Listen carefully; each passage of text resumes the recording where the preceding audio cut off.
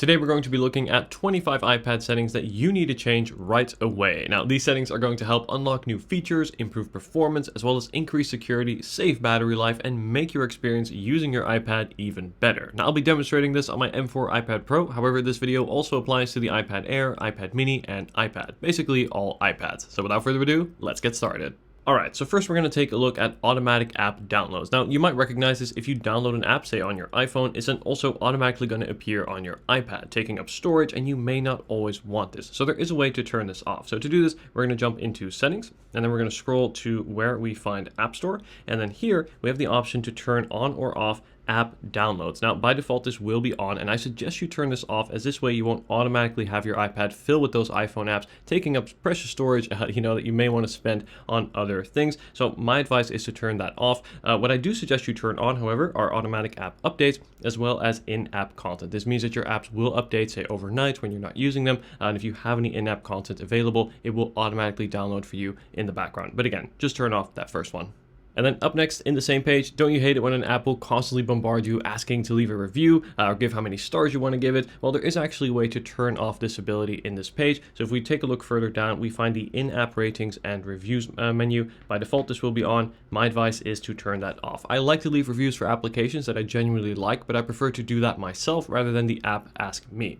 Now I want to show you a setting that really impacts Safari and makes the browsing experience better, and this has to do with tabs. So if we go into settings here, we go and scroll to where we find Safari, right there. And then if we scroll down, we have the option to change the tab view. We can either go from the compact tab bar or the separate tab bar. Now this here will be the default option. Let me just show you what that looks like. You'll see here in Safari, we have the URL bar at the top and then the tabs underneath. However, if we go ahead and change to compact tab bar, which is what I recommend, you'll go back to Safari and you'll see that we get a much more compact view here at the top. It's sort of combining your URL bar, and you can swipe to the left or right to cycle between your apps. The reason I like this is because it actually uses less screen space for all these menus and enables for more screen space for the content that you are browsing. In my opinion, really making the browsing experience in Safari much better. So again, my suggestion here is in Safari to change the tab bar view to the compact tab bar.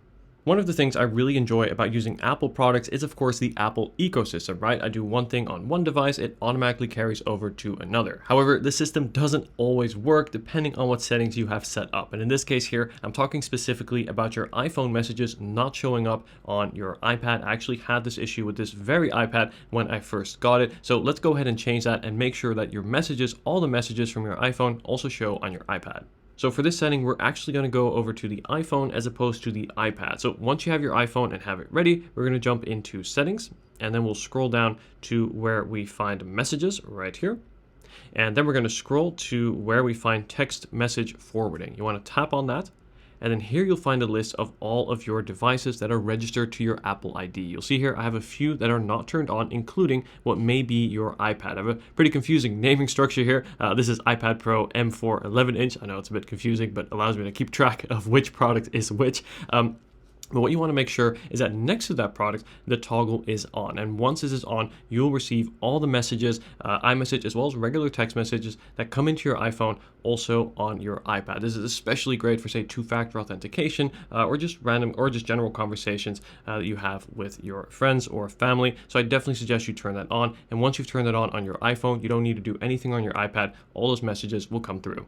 This next one is quite cool. It essentially allows you to create more screen space on your iPad. So let me show you how to do this. We're going to go into settings, and then we're going to scroll up to where we find display and brightness. And then in here at the bottom, we have the display zoom button. We go ahead and tap on that, and we have two views to choose from, either the default view or the more space view. And in this little preview, you'll see it kind of shows you what the difference looks like. We have smaller app icons in the more space view. We also have more text on screen at a time. And this is of course because the text is going to be smaller. So that's the advantage. It kind of makes it look like you have more screen space, allowing for more menus, more lists, again, more lines of text to show at a time. Of course, the downside to this is, well, the text will be a bit smaller. So if you do have glasses like I do, this may not work for you. But if you want that extra screen space and to really utilize every pixel, you can opt here to choose it and change it to more space.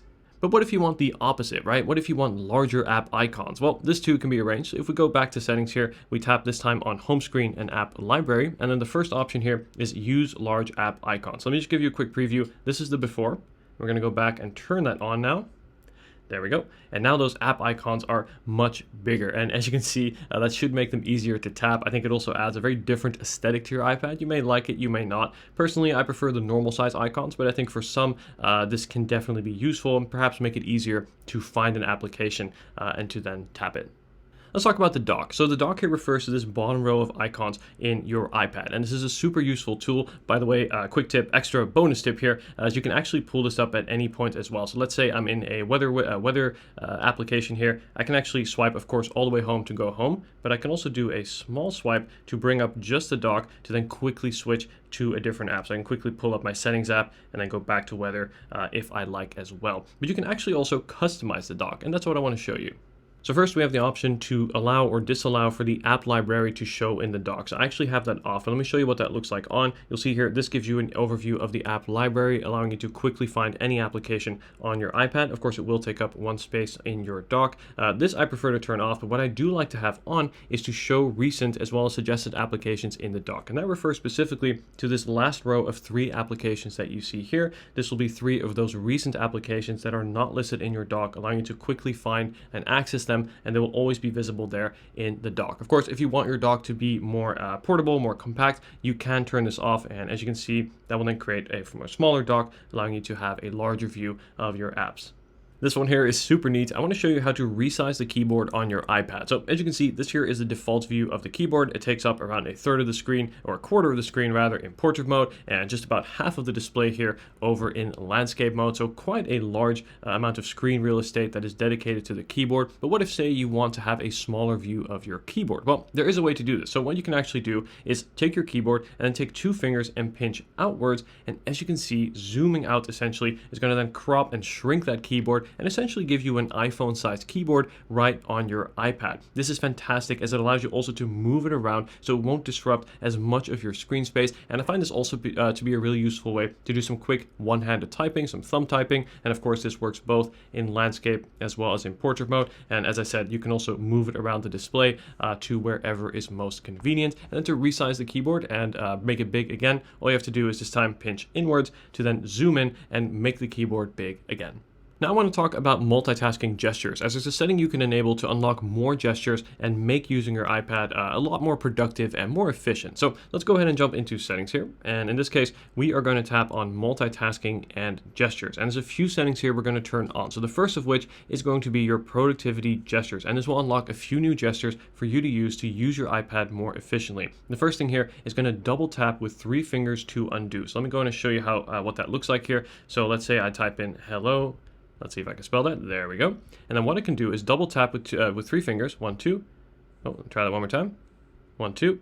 There we go. And as you can see, that hello is now back. It's automatically undone that action. And this doesn't just work in notes. This will work across your iPad. So super, super useful. What is also cool is you can also copy and paste. So let's say I want to highlight this text here, customize home screen. What I can do is I can then take 3 fingers and then essentially scroll outwards like that.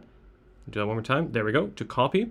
And then if I create a new line of text here, I can pinch inwards to paste. As you can see, I've just copied and pasted with 3 fingers. So sort of an outward pinch and an inward pinch to copy and paste text. Super useful as opposed to having to select it, go through the menu, do copy, tap it again, go through the menu. So again, a more efficient way to copy and paste.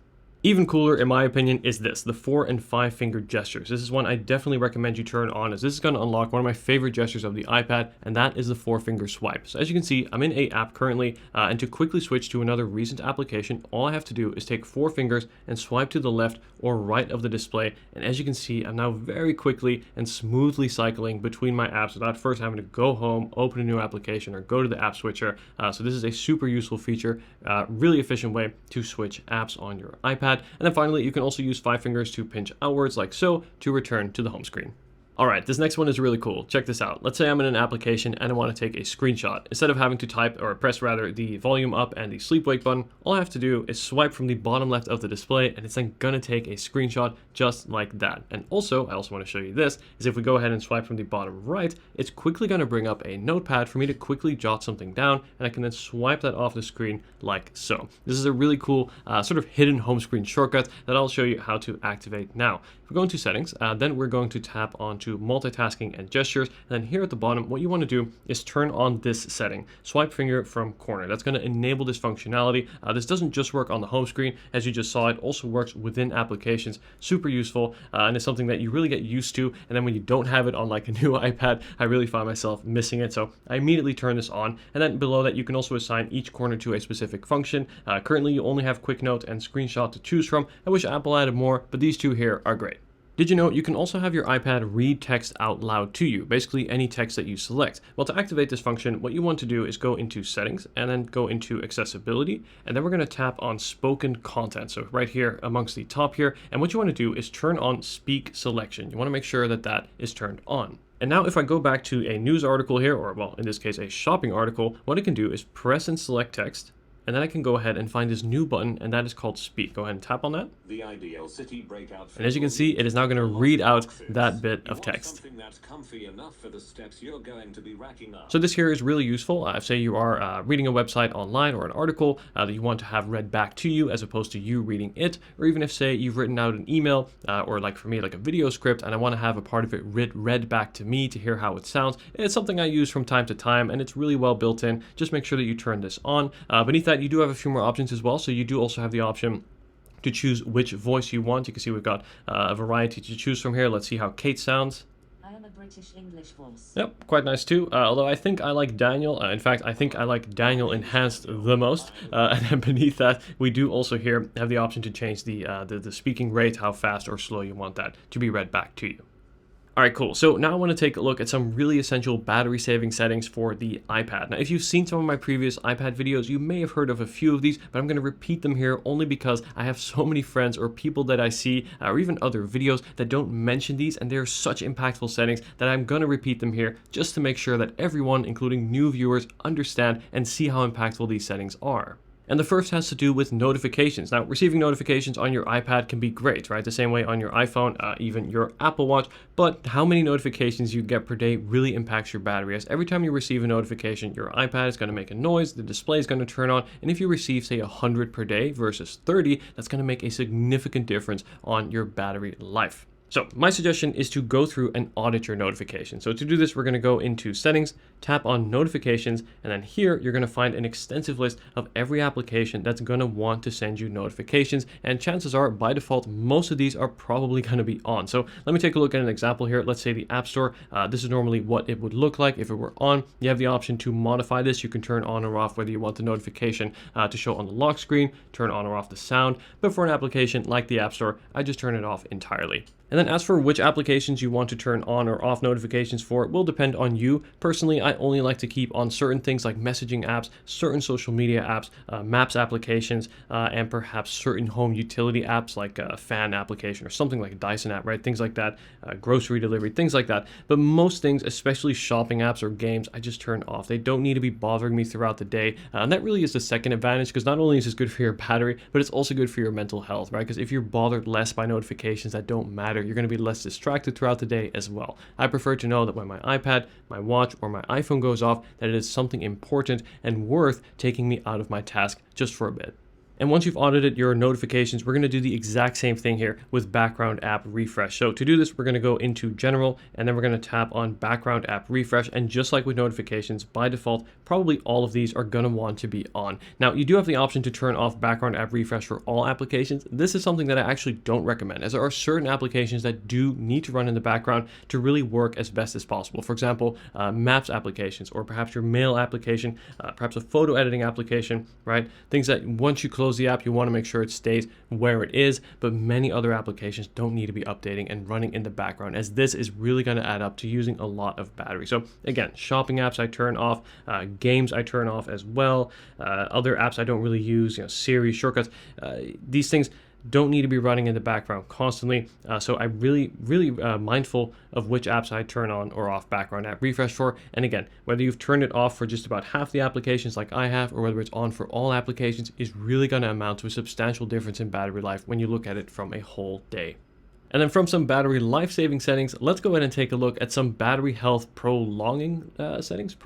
How to prolong your battery health, basically. What we're going to do is in the settings app, this time we'll tap on battery, and then here we tap on battery health, and then here we have the option to turn on or off the 80% limit. Now, what does this do? Well, this is essentially going to limit your battery from charging up to 80% and not the remaining 20% to reach 100. So your battery life is going to go from 0 up to 80 as opposed to 0 to 100. Now, why do you want to do this? Well, this means your iPad battery won't charge fully. It's going to result in less cycles being used. It's going to produce less heat as it's going to be charging less and also be able to charge slower. And that's going to result in less wear on your battery over time, which is going to limit the wear on your battery and thus prolong its battery health. Now, of course, the downside to this is you do lose around 20% of your battery capacity. So for example, when you're traveling, I do suggest you turn this off. But for normal day-to-day use, when you're at home and you got a charger nearby, it's really worth turning this setting on.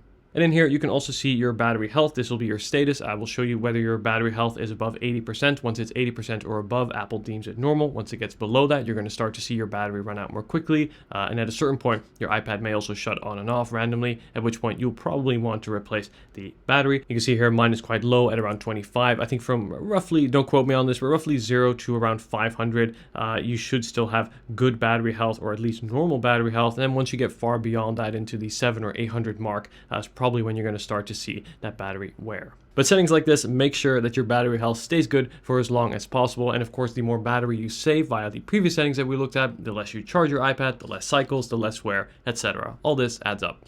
And then one more battery setting has to do with Siri, as how you use Siri really matters. So if we go ahead and take a look at settings here, we're going to scroll to where we find Siri and search. And then first, you want to make sure to turn off listen for. And I'm not going to say these words here to trigger your Siris, but by default, one of these is probably going to be on. And what this means is if you have either of these on, your iPad is going to be constantly listening with the microphones on for either of these activation phrases. And this here will definitely use a lot of battery over time. It can also result in accidental triggers of Siri. For example, if I say seriously or other words that have that term in it, it can definitely trigger the iPad, which isn't great, especially during like a meeting, for example. So this turning that off also avoids that from happening. And instead, to use Siri, what you want to do is simply press the top button. So if we press and hold the sleep wake button here, is it going to rain today? It doesn't look like it's going to rain today. Good, no chance of rain. That is a rare good thing to see here in London. And basically to activate Siri, you just want to press and hold the sleep wake button, and you can press it again to dismiss Siri like so.